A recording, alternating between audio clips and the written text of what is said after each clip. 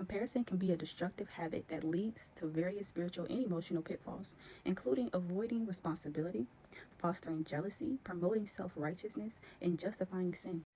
Number one, comparison helps you avoid responsibility. How? When we compare ourselves to others, we often excuse our own shortcomings by shifting the focus. Instead of taking responsibility for our actions, we measure ourselves against someone else, thinking, well, at least I'm not as bad as this person, which stunts your growth. You might hear somebody say, well, I might gossip, but at least I'm not at the club twerking on everybody.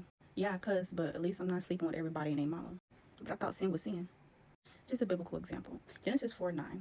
After Cain took his brother's life, Abel, Yahweh asked, where is your brother, Abel? Cain responded, am I my brother's keeper? Meaning he was trying to gaslight God. He was trying to manipulate the situation. He was trying to deflect. Instead of taking responsibility, Cain deflected. His comparison to Abel's accepted sacrifice fueled his anger, and of course, he acted out of his sinful nature. Comparing our failures to others does not absolve us.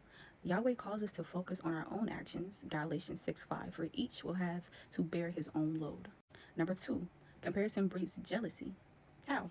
Seeing how others excel can make us feel inferior or resentful.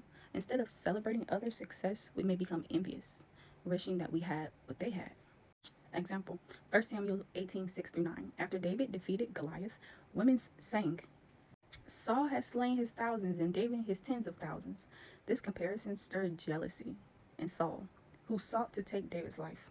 Jealousy blinds us to Yahweh's blessings in our own lives, and it can lead to destructive behavior. It makes you discontent because you don't focus on what Yahweh has already given you, but you're comparing to what someone else have, but you're not honoring what you already have that he gave you to begin with. Proverbs 14:30. A heart at peace gives life to the body, but envy rots the bone. Number three, comparison encourages self-righteousness. How?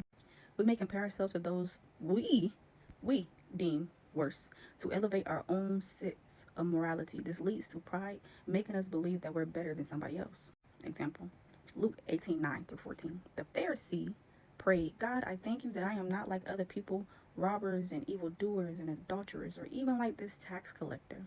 The audacity. Meanwhile, the tax collector humbly asked for mercy.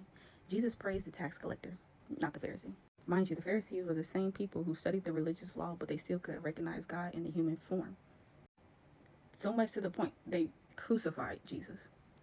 Self-righteousness blinds us to our own need for Yahweh's grace. Isaiah 64:6. All our righteous acts are like filthy rags. Boo-boo rags. He said obedience is better than sacrifice. True humility acknowledges our dependence on Jesus.